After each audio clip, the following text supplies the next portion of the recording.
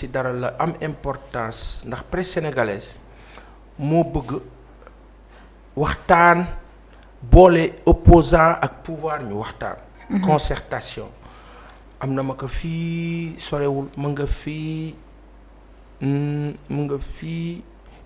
ordre de passage RTS bi gis ngeen ko élection législative du 10 juillet à partir du 10 juillet lay 10 juillet lay commencé. liste yi bala may dem foofu. coalition bokk gis-gis coalition Benno Bokk Yaakaar. grande coalition Wallu Sénégal. coalition Naataange Askan Wi coalition Yewwi Askan Wi coalition les serviteurs MPR coalition Buntu Bi coalition alternative pour une assemblée de rupture Aar Sénégal macha allah mu ngoog loolu moo war a am à partir du 10 juillet ordre de passage bi loolu la Yewwi Askan Wi dem leen ak seen ay suppléants bokk dem leen bokk ñaara mun a am xeex bi jaxase carte gi ñii ñàkk ñii faat ñu maar de taal ñu faat leen comme moom nguur gi moom day tiire ay bal la sa des wax ji jeex wala wa ilaa dem leen ak suppléants yi léegi sax xulil waaw bala may ñëw ci concertation bi léegi sax am na lu gën a gaaw Ousmane Sonko moom daanaka bëggutoon nekk soxla woon nekk député moom il voulait se concentrer sur sa mairie loolu la ñu wax Khalifa Ababacar Sall xamal leen ne moom du bokk ci liste yi parce que bëggul bokk ci ñu naan walla ñu moo yàq liste bi da nga wax bi ginnaaw ña ca des kilifa yi ka si nekk baa doonul député doonoon nga ko la ca des ak leneen ak leneen xéewal bàyyi leen suppléants yi dem comme Sénégal egg na ci niveau de bassesse boobu équipe football ngeen ne titulaire du am suppléant mooy am wala suppléant du am titulaire mooy am egg nañ foofu bis ba Sénégal tegwaatee si yoon ñu tegaat mbir mi ci yoon pour le moment nag Sénégal foofu la toll adaptez-vous menez une campagne forte xanaa nag bu ngeen dee campagne kenn du leen ko interdire à partir de bu ñu jubee campagne bi un mois avant élection yi xanaa kenn du leen wax bu leen fi dajaloo bu leen fi campagne bu leen fi nangam ak nangam sénégalais yee ngeen ne déglu Yewwi Askan Wi woote nag casserole ñépp la casserole sondage la vote baa ngi noonu allez avec vos suppléants ngeen wër leen encadrer leen former leen vous allez prendre la majorité à l'Assemblée si jamais ça arrive ce sera un mieux pour tout le monde bi si des nag concertation très rapidement balaa ñuy dem ci revue des titres la si am xam nga moo la lan presse sénégalaise su wootee concertation war na ko il faut juste rek ma won la fi mbir mi jóge il faut que ma won la ko ñi ñoo seetaan ngeen baal nu ndax loolu démb lañu si jot mu ngi nii ok xulil oui coordination des associations de presse mooy CAP mooy CAP moo dajale lépp luy association de presse appel bi nga xam ne mooy la presse en ligne CEDEPS le club des mooy éditeurs yi CJRS les jeunes reporters CORED CTPAS bu ñoom Socé les techniciens SYNPICS bu Bamba Kassé UNPJS URAC ñoom ñoo def communiqué bi ñu ne la crise politique au Sénégal et les menaces sur la stabilité nationale imposer la volonté du citoyen aux partis et hommes politiques les élections législatives en 2022 et les élections présidentielles de 2024 censées raffermir la démocratie la démocratie au Sénégal risque au contraire de plonger le Sénégal dans le chaos avec 3 pertes de vie humaine déjà la situation politique au Sénégal devient ainsi bon bu ñu waxee 3 pertes fii peut-être naa ci yokk 14 yële ñu ñàkk en mars la situation politique au Sénégal devient ainsi une menace pour la paix sociale et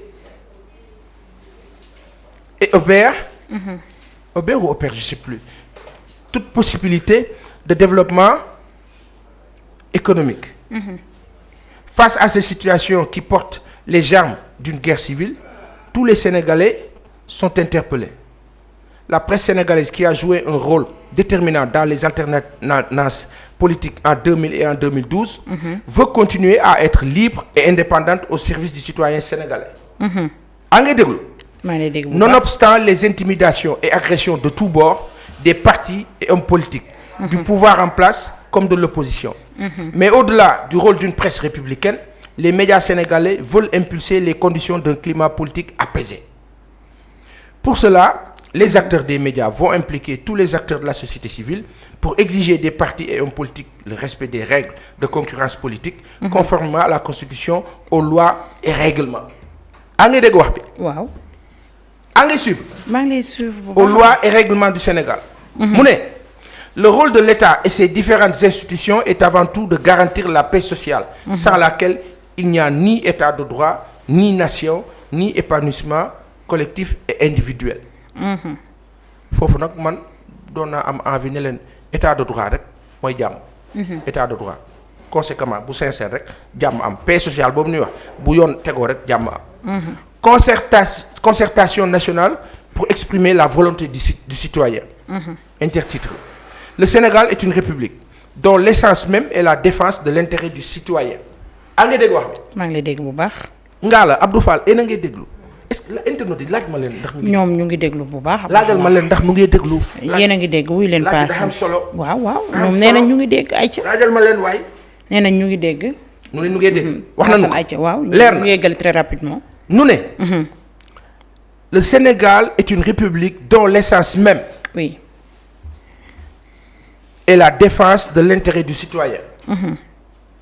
En aucun cas, les partis et hommes politiques ne sauraient prendre en otage les citoyens. En aucun cas, les partis et hommes politiques ne sauraient prendre en otage les citoyens. foofu nag bëggoon naa ñu ne le pouvoir en place et les partis politiques doon na gën a kii quoi mais les partis politiques bon bref mais peut-être parti pouvoir bi ci la bokk certainement. da nga naan wax bi. L'affirmation de la volonté du citoyen à travers une concertation nationale incluant toutes les composantes et sensibilités de la société sénégalaise s'imposera aux partis et hommes politiques censés représenter l'intérêt général et non des intérêts particuliers. Cette concertation nationale va délivrer ses conclusions sur la résolution de la crise politique actuelle. Participant à la conférence nationale, toutes les associations organisées en regroupement seront partie prenante à la concertation nationale, dont l'objectif est une concertation nationale, administration et démembrement, coalition de partis politiques, associations religieuses avec toutes les confréries musulmanes et l'Église, centrale syndicale des travailleurs, organisation patronale, organisation non gouvernementale, association des parents d'élèves, coordination des associations de presse, personnalité publique consensuelle, observateurs, représentation diplomatique et organismes internationaux même rek basés au Sénégal. Organisation internationale waay waxtu may leen nu dimbal leen nu organisation internationale de la presse, question d'achoppement entre partis et hommes politiques. La concertation nationale va s'exprimer sur les points d'achoppement qui sous-tendent la crise politique. Éligibilité aux élections législatives, date de tenue des élections législatives, limitation des mandats selon la Constitution, normes pour les forces de sécurité, indépendance de la justice, gestion des médias privés et de services publics, etc. Sur chacun des points, la concertation nationale va adopter une résolution consensuelle. Tout parti ou homme politique dissident va prendre ses responsabilités devant la nation. Chronogramme pour l'organisation de la concertation nationale. Les élections sont prévues le 31 juillet 2022, mais différentes manifestations sont programmées avant ces échéances. L'urgence est de tenir la concertation nationale au plus tôt pour ne pas laisser dégénérer et empirer la situation.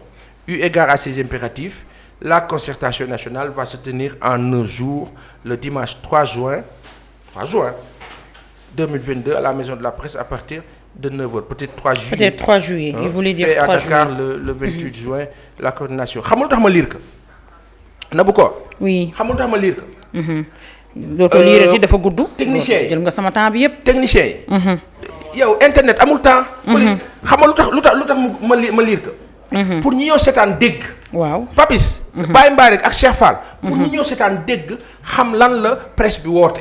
c'est important léegi les informations boo ko daggatee rek dafa faussé. donc baax na gars yi xam lan moo xew. pour ñu presse comprendre sénégalaise toutes les associations de presse sénégalaise ñoo woote waxtaan bu ni mel. rafet na waay xuli oui rafet na de. jekk na de. c'est à saluer na si ñëpp ànd. waaw waaye nag damaa wax ne. danoo wax ne. mbir mi moom compliqué wu juste rek man li ma xaw a jaaxal mooy newuñ ci guerre dañoo nekk ci waxtaanu en amont. waxtaanu en amont boo xam ne dañuy bañ coow am. waa lay indi coow la pourtant ñun ñëpp ka si nekk xam nga ko bu ñu waxantee dëgg rek te yàlla tax. ka si nekk xam nga ni lay indi coow li mooy ñàkk dëgg bi am ci réew mi te nguuru Sénégal di ko doxal.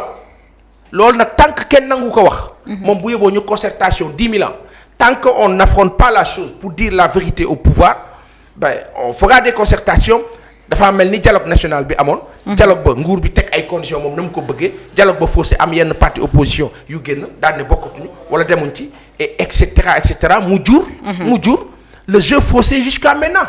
ba ñuy teer ci ay concertation encore bu dëgguwul rek te waxuñu dëgg bi ka nga xam ne moo la tooñ rek. du am effet. dëgg la merci beaucoup merci Passane léegi damay dem jëli page de pub ma bàyyi la nga souffler tuuti comme ça ñu ñëw.